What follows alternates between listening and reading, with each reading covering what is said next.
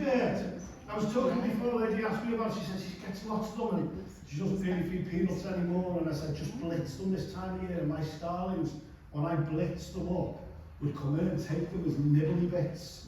So they would come in and literally, and I had one in the garden today, I was watching it this morning. It's one of the few birds that actually puts its beak in open and can push it further. So they probe your lawn, aerating your lawn, looking for things like daddy long legs.